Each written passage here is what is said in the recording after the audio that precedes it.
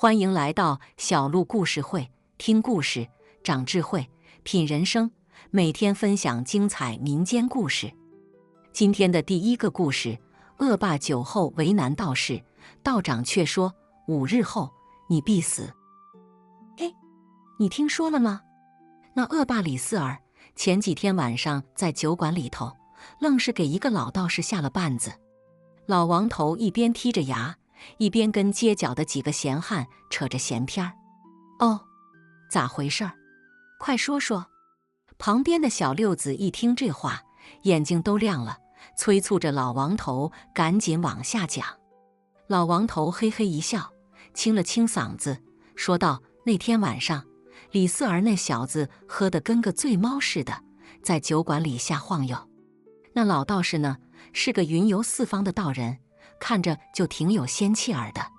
李四儿喝多了，就过去找茬儿，说：嘿，老头，你这穿得跟唱戏的似的，是不是会算命啊？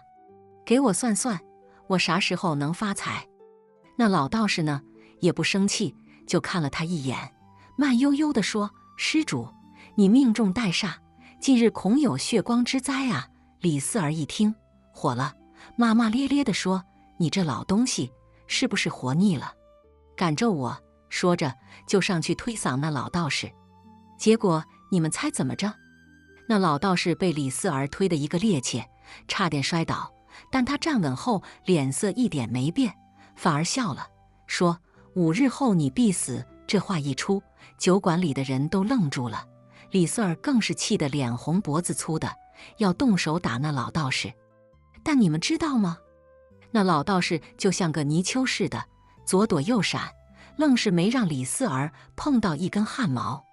最后老道士说了句好自为之吧，就飘然离去了。这事儿过了2天，李四儿还当是笑话讲给手底下的小弟们听呢，说那老道士是个疯子。可到了第5天黑，真出事了。原来第5天晚上，李四儿和往常一样，在家里喝酒吃肉，享受着作威作福的日子。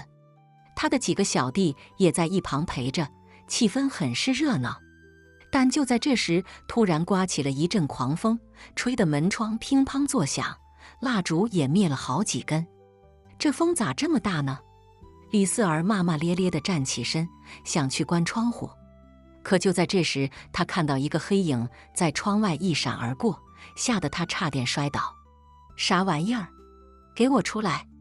李四儿抄起一根棍子就冲了出去，他的几个小弟也跟着冲了出去，但到了院子里一看，啥也没有，只有风声呼啸。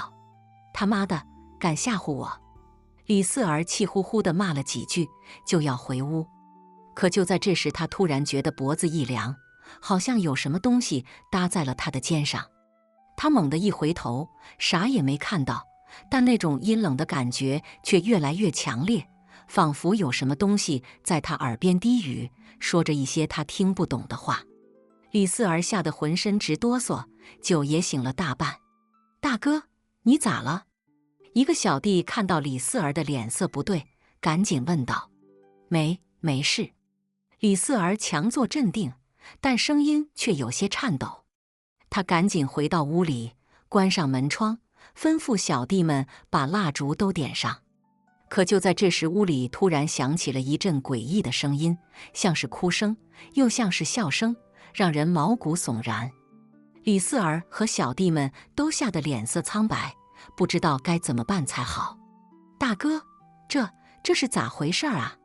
一个小弟声音颤抖地问道。别怕，可能是风吹的。李四儿虽然嘴上这么说，但心里却是七上八下的，一点底儿都没有。他想去拿酒压惊，但手却抖得拿不住酒瓶。就在这时，他突然觉得有什么东西抓住了他的脚脖子，冰凉冰凉的，透着一股子寒气。啊！李四儿吓得尖叫一声，猛地跳了起来。他低头一看，啥也没有，但那种冰凉的感觉却越来越强烈，仿佛有什么东西在他脚边游动。大哥，你脚边！一个小弟指着李四儿的脚边，吓得话都说不利索了。李四儿低头一看，只见一道黑影在他脚边一闪而过，速度极快，就像是一道黑色的闪电。他吓得浑身一激灵，差点瘫倒在地。这是啥玩意儿？李四儿声音颤抖地问道。不知道。小弟们也都吓得脸色铁青，不知道该怎么办才好。就在这时，突然传来一阵敲门声。李四儿和小弟们都是一愣，这大半夜的，谁会来敲门呢？李四儿壮着胆子走到门前，问道：“谁？”“是我。”门外传来一个苍老的声音，正是那天晚上在酒馆里遇到的老道士。李四儿一听，吓得差点尿裤子。他赶紧打开门，只见老道士站在门口，手里拿着一个葫芦，神情肃穆。道长，你咋来了？”李四儿声音颤抖地问道。“我来救你。”老道士说道。“你命中带煞，我那天已经警告过你了，可你却不听。现在那煞气已经找上门来了。”李四儿一听，吓得腿都软了，赶紧跪在老道士面前，求他救命。老道士叹了口气，说道：“起来吧，我给你个东西，你拿着。”说着，他把手里的葫芦递给了李四儿。李四儿接过葫芦，只见葫芦上刻着一些奇怪的符号，散发着淡淡的光芒。他虽然不知道这葫芦是干啥的，但既然是老道士给的，那肯定是好东西。你把它挂在床头，今天晚上不要睡觉，无论听到什么声音，都不要出去。”老道士说道。李四儿连连点头，把葫芦小心翼翼地挂在床头，然后坐在床上，瞪大眼睛盯着门口。时间一分一秒地过去，屋里的声音越来越诡异，像是有一群人在低声私语，又像是有无数只手在挠门。李四儿吓得浑身直哆嗦，但想起老道士的话，还是强忍着没有出去。就这样，他一直坐到天亮，屋里的声音才渐渐消失。他赶紧下床打开门，只见院子里一片狼藉，好像有什么东西在这里大闹了一场。道长，这是咋回事啊？李四儿看到老道士站在门口，赶紧问道。那煞气已经被我赶走了，但你命中带煞，以后还会有麻烦。老道士说道，要想彻底摆脱它，你必须改过自新，多做善事。李四儿一听，吓得连连点头，表示一定会改过自新。老道士看了他一眼，叹了口气，然后转身离去。从那以后，李四儿真的像变了个人似的，不再欺压百姓，反而开始做起了善事。人们都说他是被老道士给点化了。但好景不长，1年后的一天晚上，李四儿又遇到了那个黑影。这次无论他怎么求老道士，老道士都没有再出现。他知道自己这次是在劫难逃了，于是闭上眼睛，等待着命运的降临。然而当他再次睁开眼睛时，却发现自己竟然还活着。原来那黑影只是在他身边转了一圈，然后就消失了。从那以后，他再也没有遇到过那个黑影。但李四儿知道，自己虽然逃过了一劫，但命中带煞的诅咒却并没有解除。他不知道自己以后还会遇到什么麻烦，只能默默地祈祷，希望老道士的话能成真，让他有机会彻底摆脱这个诅咒。就这样，李四儿在忐忑不安中度过了余生，而那个老道士也再也没有出现过。人们都说他已经得道成仙了。至于李四儿命中带煞的诅咒到底有没有解除，那就不得而知了。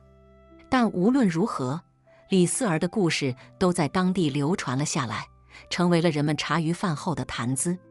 打那以后，李四儿虽说表面上收敛了不少，但骨子里的那股子横劲儿还在。他暗地里没少琢磨，那老道士到底是何方神圣，咋就能算出他命中带煞呢？还有那黑影到底是啥玩意儿，咋就缠上他了呢？这天晚上，李四儿喝得酩酊大醉，在家里瞎晃悠。突然，他听到院子里传来一阵响动，像是有人在翻箱倒柜。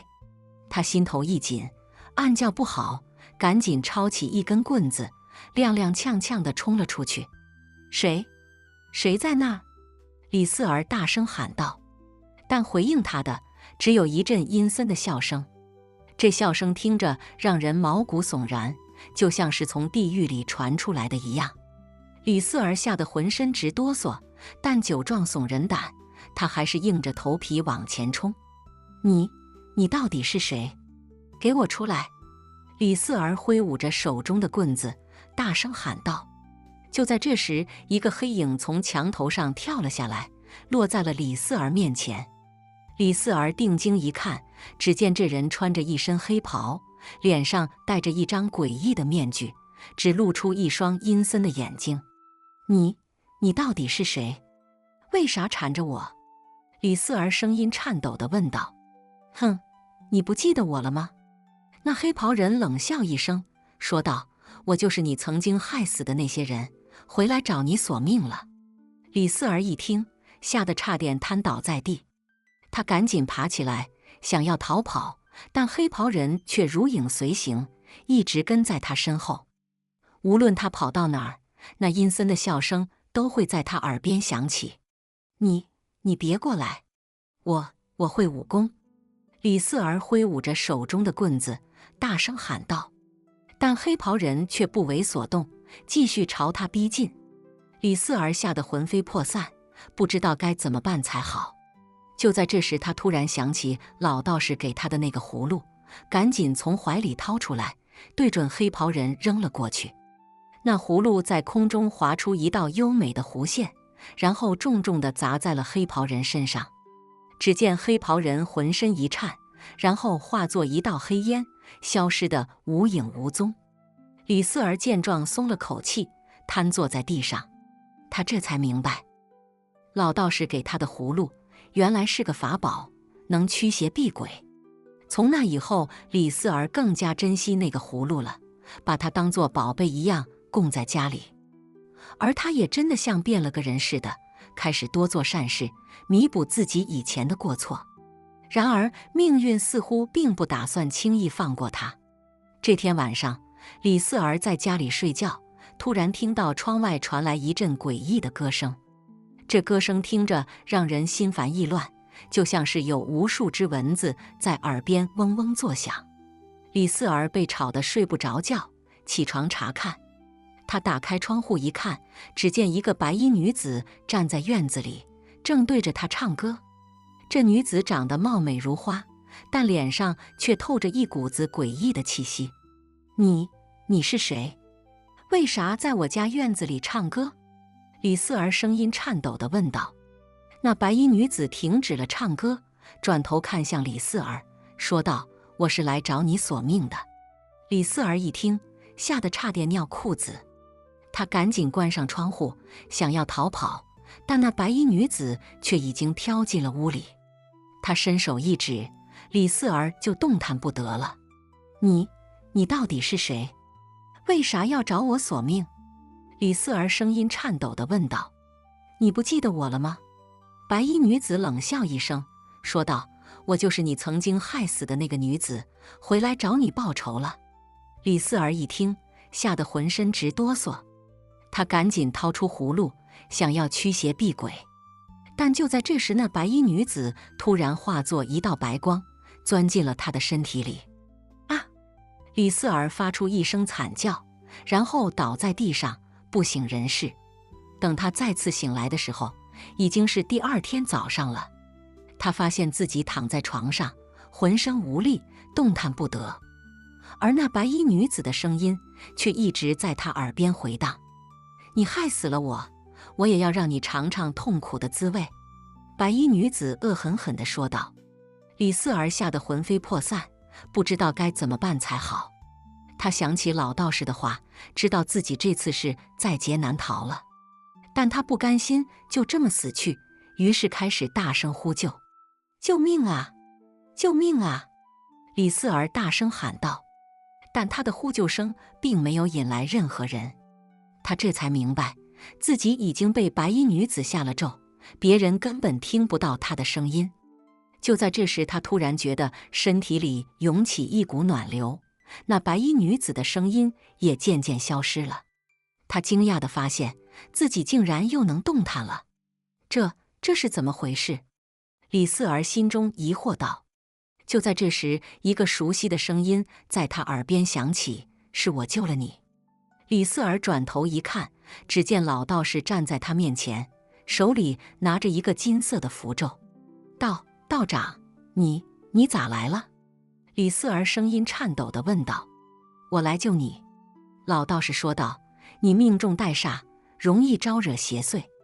但那白衣女子并非真正的邪祟，而是你心中的恶念所化。只有消除了你心中的恶念，才能真正摆脱她的纠缠。李四儿一听，恍然大悟，他这才明白，原来自己一直以来的所作所为，都是在给自己种下恶果。只有真心改过自新，才能消除心中的恶念，摆脱邪祟的纠缠。从那以后，李四儿真的像变了个人似的。他不再欺压百姓，而是开始做起了善事。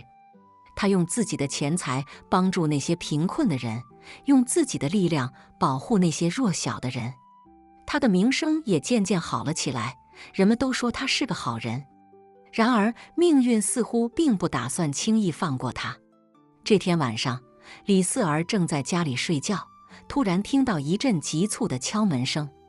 他打开门一看，只见一个衣衫褴褛的老妇人站在门口，手里抱着一个昏迷不醒的小女孩。求你救救我的孩子！老妇人声音颤抖地说道。李四儿一看这情形，赶紧把老妇人和小女孩让进屋里。他仔细检查了小女孩的病情，发现她得了重病，需要赶紧治疗。你放心，我会救她的。李四儿说道。于是他赶紧派人去请大夫，又用自己的钱财为小女孩买了药材。经过几天几夜的救治，小女孩终于脱离了危险。老妇人感激涕零，不知道该如何报答李四儿。她告诉李四儿，自己是个孤寡老人，无依无靠。这个小女孩是她唯一的亲人，如果不是李四儿出手相救，他们母女俩早就死了。李四儿听了老妇人的话，心中涌起一股暖流。他觉得自己终于找到了人生的意义和价值所在，那就是用自己的力量去帮助那些需要帮助的人。从那以后，李四儿更加努力地做善事。他用自己的钱财和力量去帮助那些贫困和弱小的人，赢得了人们的尊敬和爱戴。他的名声也渐渐传遍了四面八方，成为了一个受人敬仰的大善人。然而，就在他以为自己已经摆脱了命中带煞的诅咒时，却意外地发现了一个惊人的秘密。原来那个老道士并不是真正的仙人，而是一个江湖骗子。他之所以接近李四儿，并不是为了救他，而是为了骗取他的钱财。这个发现让李四儿震惊不已，他不敢相信自己的眼睛和耳朵。他觉得自己就像是一个被命运捉弄的小丑一样，被耍得团团转。但即便如此，他也没有放弃做善事的信念。他明白了一个道理，无论命运如何捉弄人，只要心中有善念，有爱心，有勇气去面对和改变它，就一定能够摆脱困境，走向光明。于是李四儿继续用自己的力量去帮助那些需要帮助的人。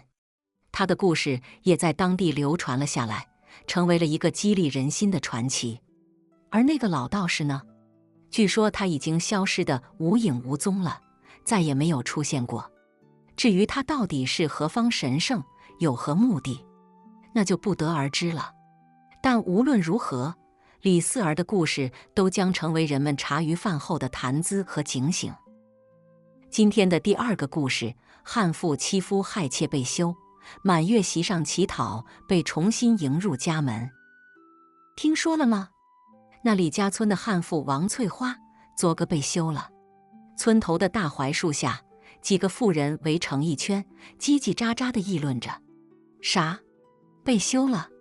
那李老二可是出了名的怕老婆，咋就敢把这母老虎给休了呢？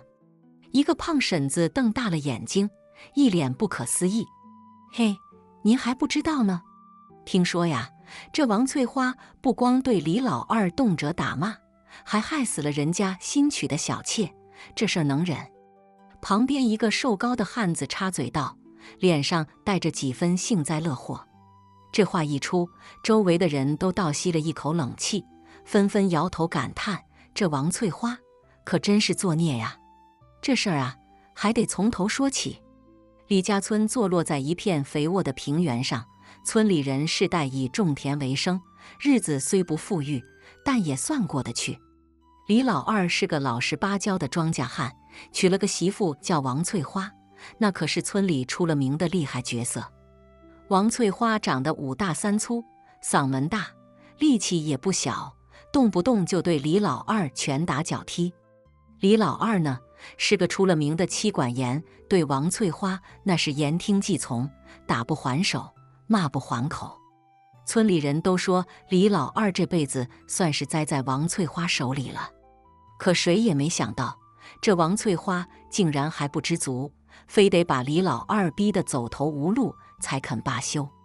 去年秋天，李老二在田里干活时，无意间救了一个落难的女子，名叫小芳。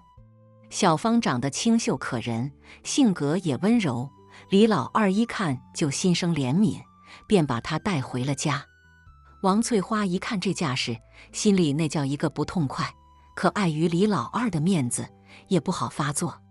可日子一长，王翠花就看小芳越来越不顺眼了。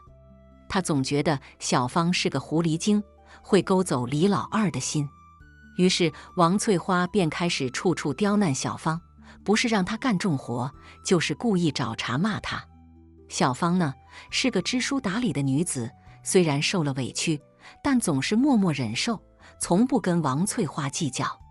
可王翠花却越来越过分，有一天她竟然趁李老二不在家，偷偷把小芳打了一顿，还把她赶出了家门。小芳无处可去，只好在村口的一座破庙里暂时安顿下来。李老二回来一听这事儿，那是又急又气，可王翠花却一口咬定是小芳勾引他，李老二也没辙，只能唉声叹气。这事儿还没完呢，过了没多久，村里就传出了小芳病死的消息。李老二一听，心如刀绞，他知道这肯定是王翠花下的毒手。可王翠花却死不承认，还反咬一口说李老二心里只有小芳，没他这个正事。李老二这回是彻底寒了心，他心想这日子没法过了，再这么下去，我这条命都得搭进去。于是他一咬牙，一跺脚，决定把王翠花给休了。这事儿在村里可是炸了锅了，大家都说李老二这回是吃了秤砣铁了心，非要跟王翠花划清界限不可。王翠花呢，一开始还以为李老二是在吓唬她，可当她看到李老二那决绝的眼神时，这才知道事情不妙。她哭着喊着求李老二不要休她，可李老二却铁了心，说啥也不肯回头。王翠花没办法，只好收拾了东西，灰溜溜地回了娘家。可王翠花的娘家也不是个省油的灯，一看女儿被休了，那是又气又恼，把王翠花好一顿臭骂。王翠花心里那个憋屈啊，她心想，我王翠花这辈子就没受过这种窝囊气，早晚有一天我得让你们好看。时间一晃，就到了第2年春天。李老二在村里人的帮助下，又娶了一个媳妇，名叫秀兰。秀兰是个温柔贤惠的女子，对李老二那是体贴入微，村里人都说李老二这回算是找对人了。王翠花听说这事儿后，那是又嫉妒又恨。她心想，哼，李老二，你等着瞧，我王翠花可不是好惹的。转眼间，秀兰就给李老二生了个大胖小子，村里人都来道喜，李老二那是乐开了花。满月席上，李老二摆了好几桌酒席，请来了村里的亲朋好友，一起庆祝这大喜事儿。可谁也没想到，就在这喜庆的日子里，王翠花竟然出现了。只见她穿着一身破破烂烂的衣服，手里拿着一个破碗，一脸狼狈地走了进来。哎呦，这不是王翠花吗？咋成这副德行了？村里人一看她这副模样，都惊讶得合不拢嘴。王翠花也不搭话，只是径直走到李老二面前，扑通一声跪了下来，哭着喊道：“老二啊，我错了，我真的错了，你原谅我吧，让我回家吧。”李老二一看他这样，心里也是五味杂陈。他心想，这王翠花虽然厉害，但说到底还是我的结发妻子，如今她落到这种地步，我也不能不管啊。可秀兰却在一旁不乐意了，她心想，这王翠花当初是怎么对我的，我可是历历在目，如今她想回来就回来，哪有那么容易？于是秀兰便走上前来，冷冷地说道：“王翠花，你当初是怎么对我们的，你自己心里清楚，如今你想回来，门儿都没有。”王翠花一听这话，那是又急又气，她心想，这秀兰真是个厉害角色，看来我得想个法子才行。于是她便在地上打起滚来，一边哭一边喊道：“哎呦，我这命苦啊！被休了不说，如今连个家都回不去了。老天爷呀，您睁开眼看看吧，这世道还有没有王法呀？”她这一闹，村里人都围了上来，七嘴八舌地议论着，有的说李老二太绝情，有的说秀兰太厉害，还有的说王翠花太可怜。李老二一看这架势，那是又头疼又无奈。他心想，这王翠花真是个麻烦精，如今闹成这样，我也没办法收场了。就在这时，突然人群中传来一个声音，大伙儿都静一静，听我说两句。大家一看，原来是村里的老族长。老族长是个德高望重的人，大家都对他很尊敬。老族长走到王翠花面前，看着她说道：“王翠花呀，你当初做的事情确实太过分了，可如今你既然知道错了，那也就罢了。但你要想回李家，那是不可能的。不过我可以帮你找个地方安顿下来，让你有个落脚之处。”王翠花一听这话，心里那叫一个不情愿。可她也知道，如今自己落到这种地步，能有个地方住就不错了。于是她只好点了点头，答应了老族长的安排。老族长便让人把王翠花带到了村里的一座空房子里，给她送了些吃的喝的，让她暂时安顿下来。这事儿虽然就这么过去了，但村里人却都议论纷纷。大家都说王翠花这是自作自受，落得如此下场也是活该。而李老二呢，经过这事儿后，也更加珍惜和秀兰的感情了，一家人过得和和美美，再也没有了往日的烦恼。至于王翠花，虽然有了个落脚之处，但心里却始终不甘心。她总想着有一天能回到李家，重新过上那种衣食无忧的日子。可她知道那已经是不可能的了，她只能在这空荡荡的房子里度过一个又一个寂寞的夜晚，独自品味着自己酿下的苦果。打那以后，王翠花就像变了个人似的，整天在村里转悠，也不言语，就跟丢了魂一样。村里人都躲着她走，生怕她再闹出什么幺蛾子来。可王翠花心里那叫一个憋屈啊，她心想，我王翠花啥时候受过这种气呀？不行，我得想个法子，重新回到李家去。于是她便开始在村里四处打听，看看能不能找到什么机会。有一天，她听说李老两家的小儿子突然得了怪病，高烧不退，村里的大夫都束手无策。王翠花一听这事儿，心里那是又惊又喜。她心想，这可是个好机会啊，要是我能把这孩子的病给治好了，那李老二还不得求着我回去啊。于是她便偷偷摸摸地跑到李老两家门口，想瞅瞅孩子的情况。可刚一到门口，就被秀兰给撞见了。哟，这不是王翠花吗？你咋来了？秀兰一脸警惕地看着他。我来看看孩子。王翠花支支吾吾地说道。看孩子？你可别逗了，你能有啥好办法？秀兰不屑地哼了一声。秀兰啊，你可别小瞧我这可是有个偏方，能治好孩子的病。王翠花急忙说道。秀兰一听这话，心里那叫一个半信半疑。可看着孩子烧得通红的小脸，她也只能死马当活马医了。于是她便让王翠花进了屋，想看看她到底有啥法子。王翠花一进屋，就装模作样地看了看孩子，然后说：“这孩子啊，是中了邪了，得找个法师来驱邪才行。”秀兰一听这话，心里那叫一个不乐意。她心想：这王翠花是不是疯了？咋还整上这些神神鬼鬼的东西了？可李老二一听这话，却动了心。他心想：这孩子病得这么厉害，说不定真的是中邪了呢。要不就试试看吧。于是他便让秀兰去请了个法师来。那法师穿着一身道袍，手里拿着个桃木剑，嘴里念念有词，还真像那么回事儿。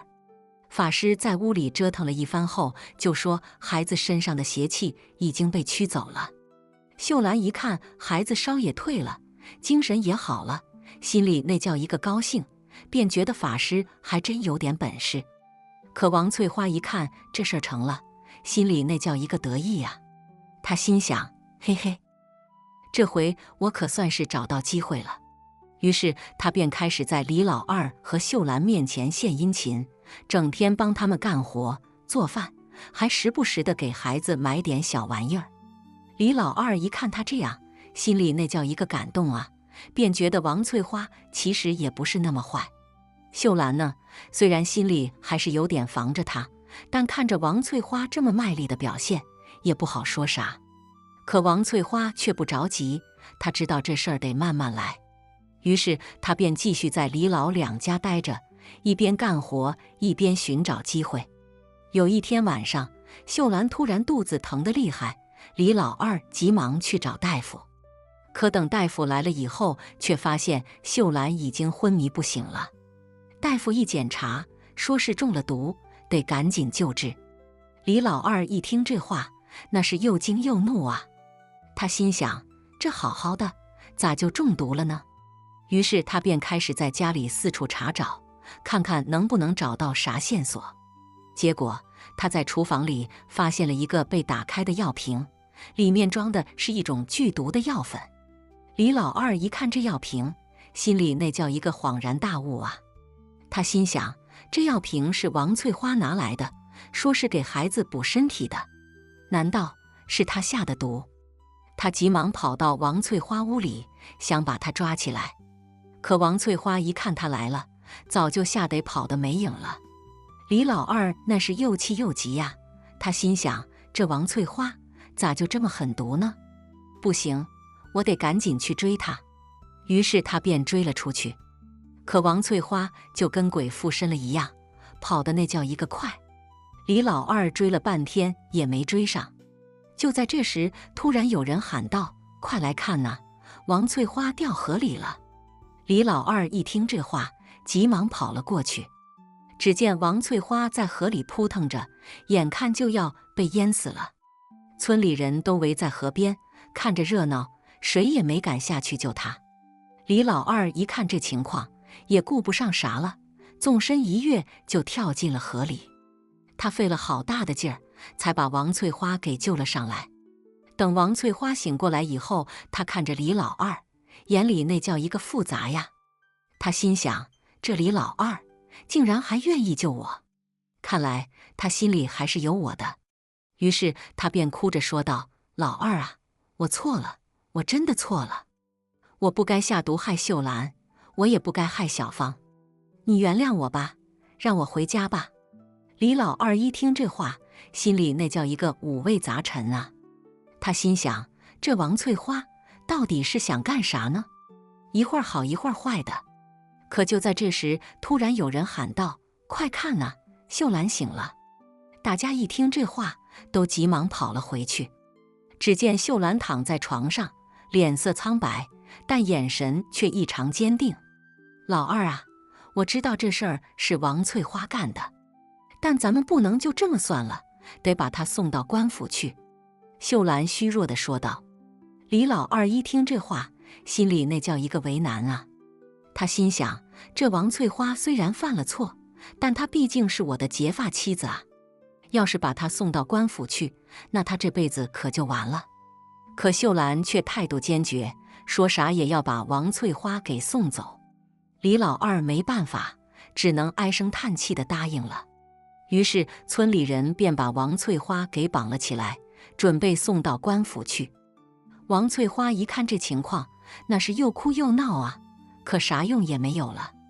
就在大伙儿准备出发的时候，突然有人喊道：“等等，这事儿还有蹊跷。”大家一看，原来是村里的老族长。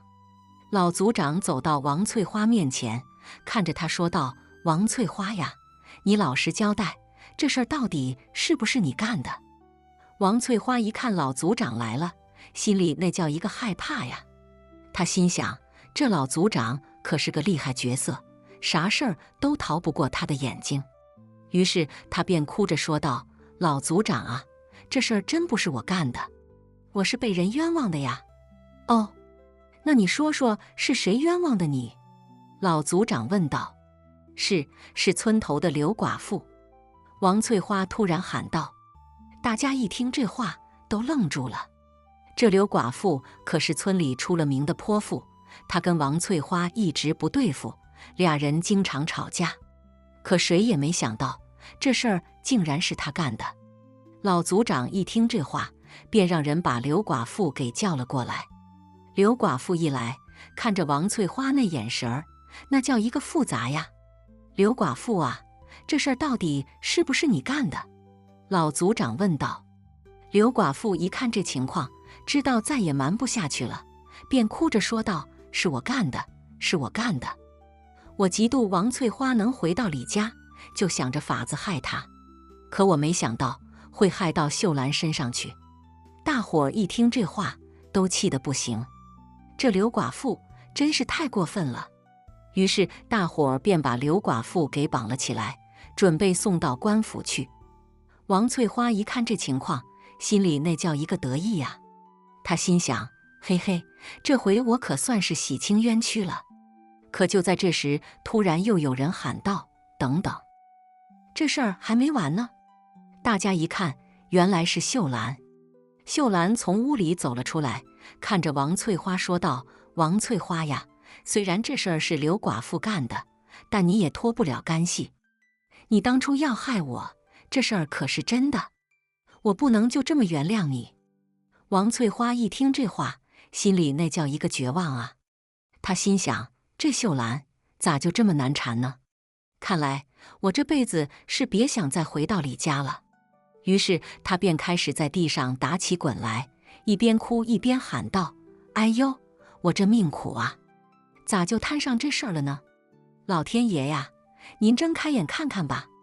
可大伙儿却都不理她，直接把她和刘寡妇一起送到了官府去。这事儿在村里那是轰动了好一阵子，大家都说王翠花这是自作自受，落得如此下场也是活该。而李老二呢，经过这事儿后，也更加珍惜和秀兰的感情了。他心想，这秀兰啊，真是个厉害角色，有她在，我这辈子都能过上安稳日子了。于是他便和秀兰一起好好的抚养着孩子，过上了平平淡淡却又幸福美满的生活。至于王翠花和刘寡妇，他们在牢里度过了一段艰难的岁月后，也得到了应有的惩罚。这事儿虽然就这么过去了，但村里人却都牢牢地记住了这个教训。做人呐，还是得本分点，别总想着害人，要不然早晚有一天会落得个身败名裂的下场。今天的最后一个故事，恶霸遇到漂亮的泼妇，引发一场悲惨命案，善恶有报。哎，听说了吗？那李家村的恶霸李二愣子前几天让人给收拾了，是吗？快说说咋回事儿？嗨，这事儿可邪乎了。李二愣子那天在村头遇上个漂亮泼妇，俩人一言不合，那泼妇愣是把李二愣子给整的那叫一个惨呐。这事儿得从李家村说起。李家村是个不大不小的村子，几十户人家，日子过得还算平静。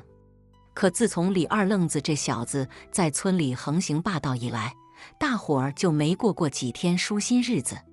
李二愣子长得五大三粗，一身横肉，整天在村里欺男霸女，无恶不作。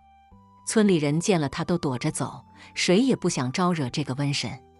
那天，李二愣子从镇上的赌场里赢了些钱，喝得醉醺醺地往村里走。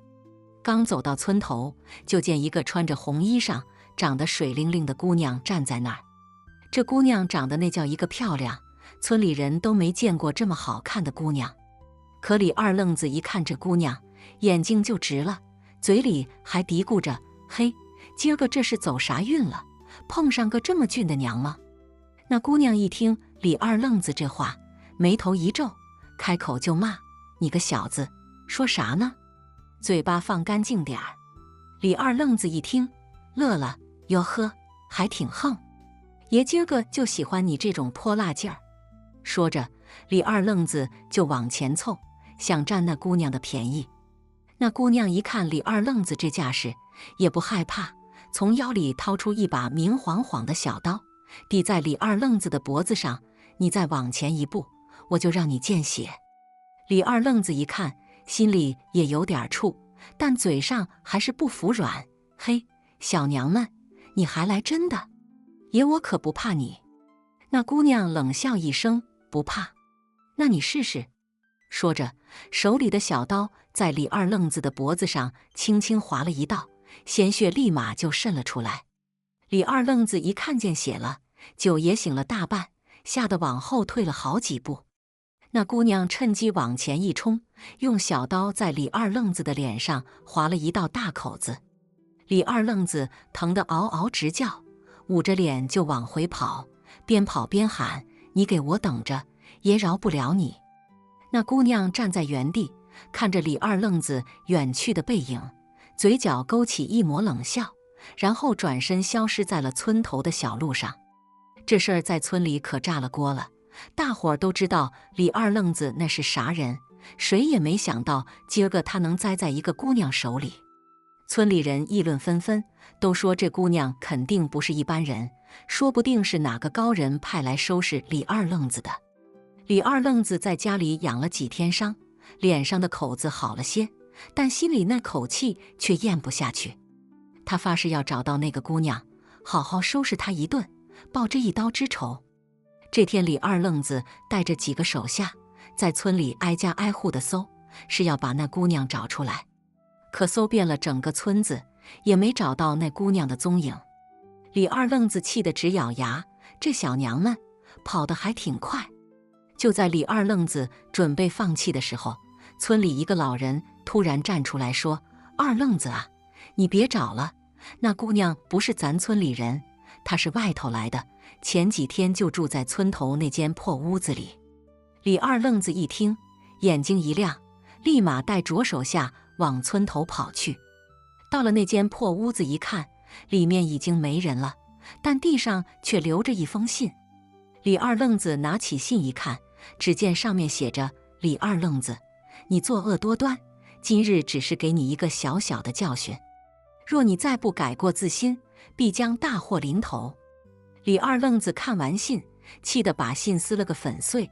他娘的，敢跟爷这么说话，爷非得找到你不可！李二愣子不甘心，又带着手下在周围的山里搜了好几天，但还是没找到那姑娘的踪影。这事儿就这么不了了之了。但李二愣子在村里却更加嚣张了，他觉得这事儿肯定是有人在背后搞鬼，可他却不知道是谁。转眼间几个月过去了，这天李二愣子又喝多了，在家里撒酒疯。他媳妇实在看不下去了，就劝了他几句。可李二愣子一听媳妇的话，火更大了，拿起一根棍子就把媳妇打了个半死。村里人听到动静都跑了过来，但谁也不敢进去劝。就在这时，村头突然传来一阵吵闹声。大伙一看，只见一个穿着红衣裳的姑娘带着几个人走了过来。那姑娘正是当初收拾李二愣子的那个漂亮泼妇。李二愣子一看那姑娘，吓得酒都醒了，连滚带爬的往后退。你怎么又来了？那姑娘冷笑一声：李二愣子，你今天又干了好事儿啊！我今天来就是要替天行道，收拾你这个恶霸。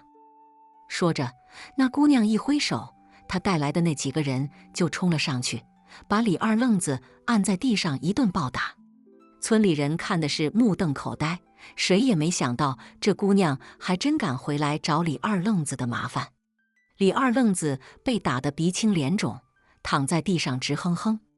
那姑娘走到他面前，蹲下来看着他：李二愣子，你今天挨这顿打，是替你媳妇挨的。以后你要是再敢欺负人，我绝不轻饶。说完，那姑娘站起身来，带着人扬长而去。村里人看着李二愣子的惨样，都暗暗叫好，觉得这下李二愣子可算是遇到克星了。李二愣子在家里躺了好几天才缓过来，他媳妇看他被打成这样，也没敢再劝他。李二愣子心里明白，这姑娘不是一般人，他要是再跟她硬碰硬，肯定没好果子吃。于是李二愣子开始收敛自己的行为，不再像以前那样横行霸道了。村里人看他这样，都觉得挺奇怪，不知道他这是咋了。只有李二愣子自己心里清楚，他是被那个漂亮泼妇给打怕了。日子一天天过去，李二愣子也开始学着做点正经事儿了。他不再去赌场，也不再欺负村里人了。村里人见他这样，也都开始接纳他了。可就在大伙儿都以为李二愣子真的改过自新了的时候，却又出了一档子事儿。这天，村里一个老汉家的牛丢了，老汉找了好几天都没找到，急得直哭。村里人听说这事儿，都纷纷帮忙找牛，可找了好几天还是没找到。老汉觉得这事儿肯定是李二愣子干的，因为只有他有这个能力和动机。于是老汉就跑到李二愣子家找他理论。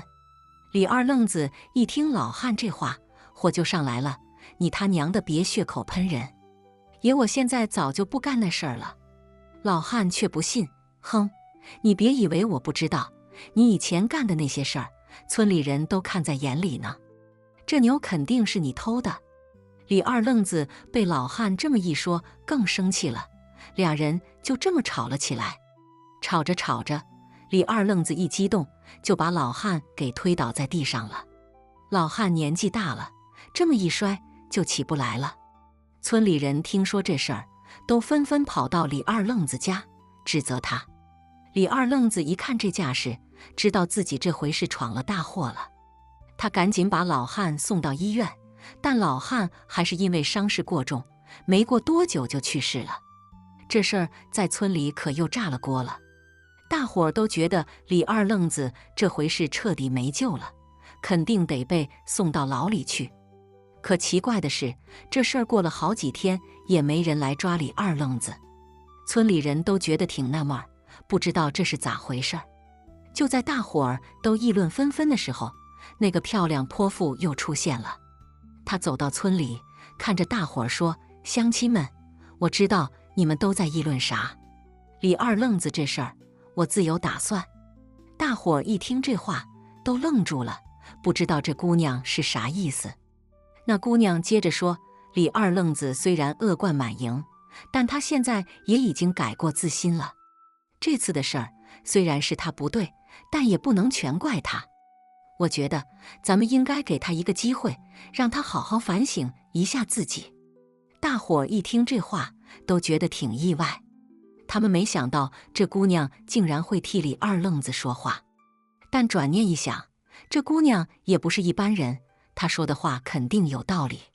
于是大伙儿就商量了一下，决定给李二愣子一个机会，让他在家里反省一段时间，然后再看他的表现。李二愣子在家里反省了很长一段时间，他每天都想着自己以前干的那些坏事儿，心里觉得挺后悔的。他也知道自己对不起村里人，特别是那个老汉。于是他决定用自己的行动来弥补自己的过错。他开始帮着村里人干活，谁家有啥需要帮忙的，他都主动去帮。村里人看他这样，也都开始接纳他了。慢慢的，李二愣子在村里的名声也好了起来。可就在大伙儿都以为李二愣子真的变好了的时候，却又出了一档子事儿。这天村里突然着火了，火势很大，很快就蔓延到了整个村子。大伙儿都忙着救火，可火势太猛了，根本控制不住。就在大伙儿都急得团团转的时候，李二愣子突然冲了出来。他跑到火场里，把几个被困在屋子里的村民救了出来。可他自己却因为吸入太多的浓烟，晕倒在地上了。大伙儿赶紧把李二愣子送到医院，但遗憾的是，他已经没救了。等大伙儿赶到医院的时候，李二愣子已经没了气息。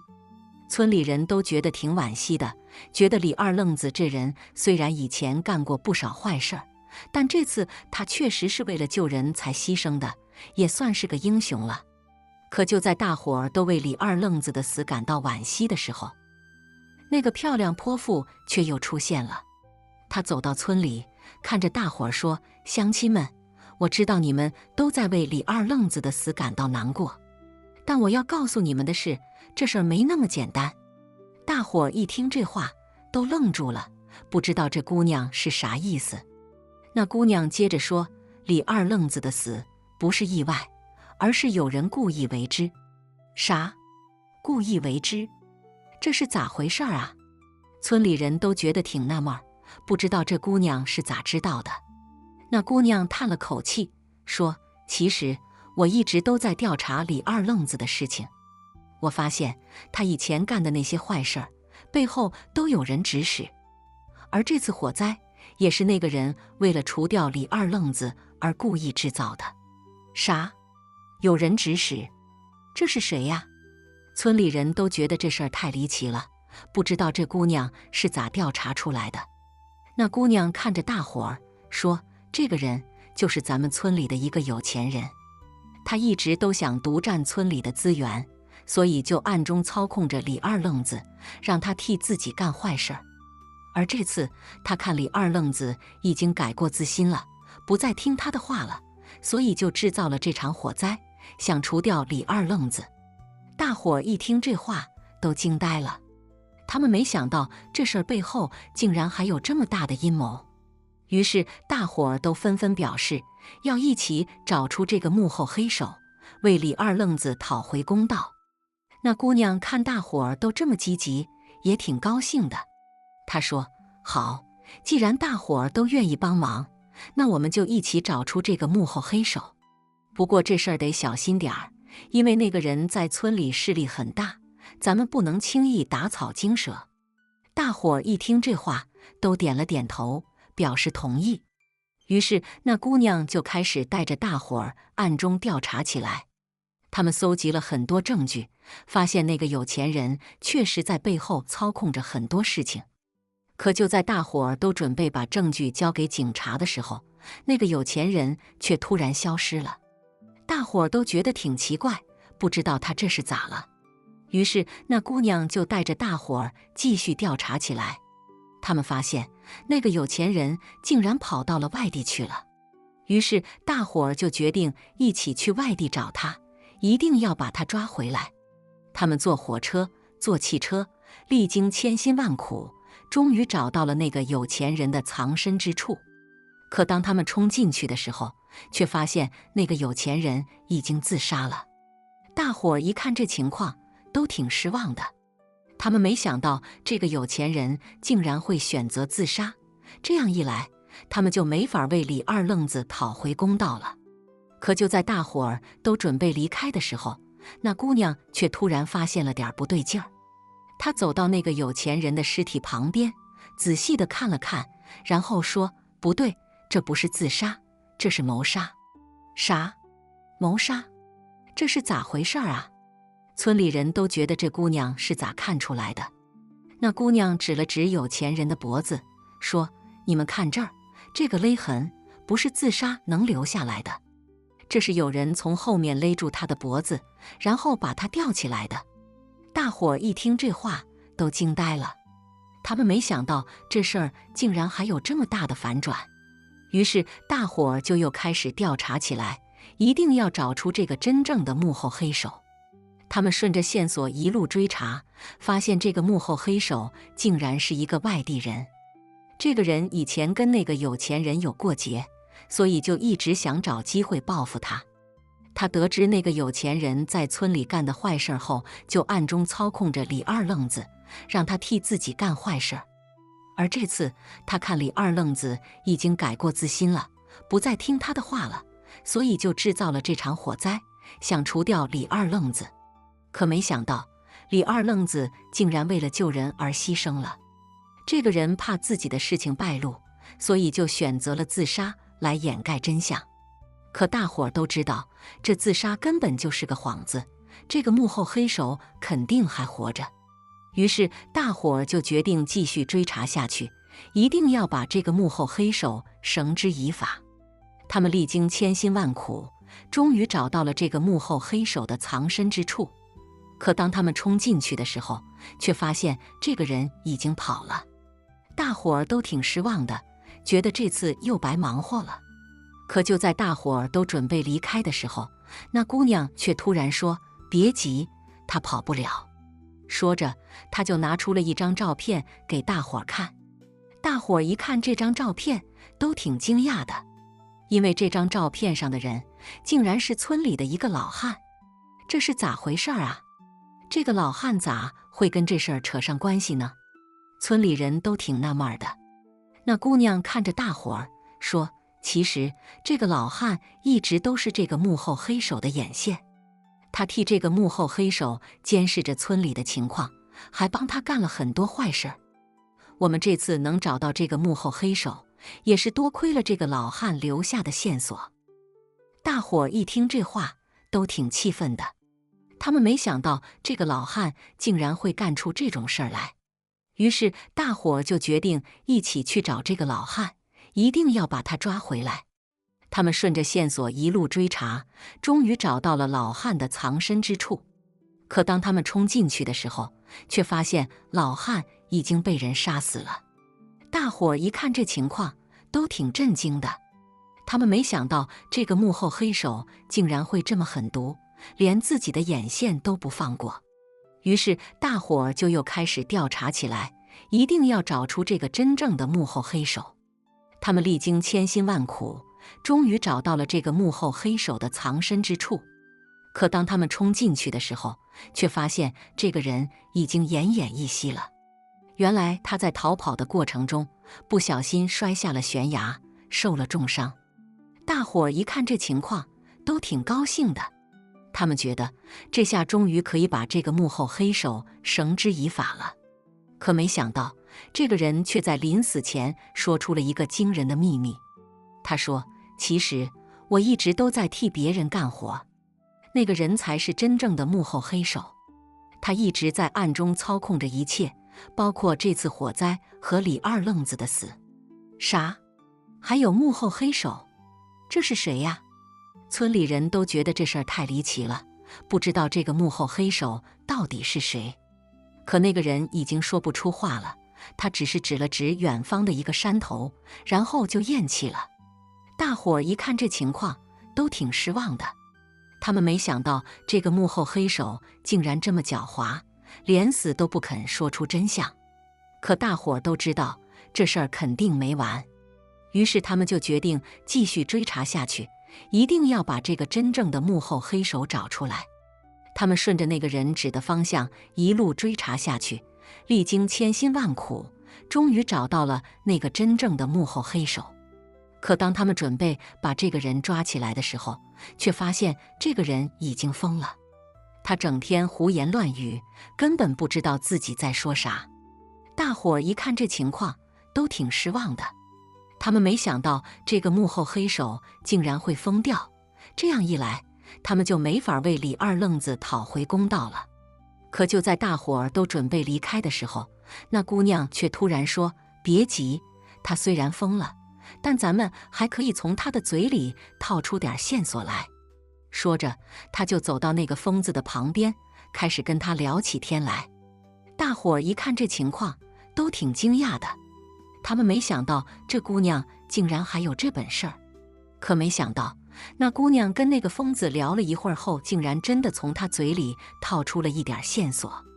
他说，这个疯子说他以前替那个真正的幕后黑手干过一件事儿，就是帮他把一个东西藏到了山里的一个山洞里。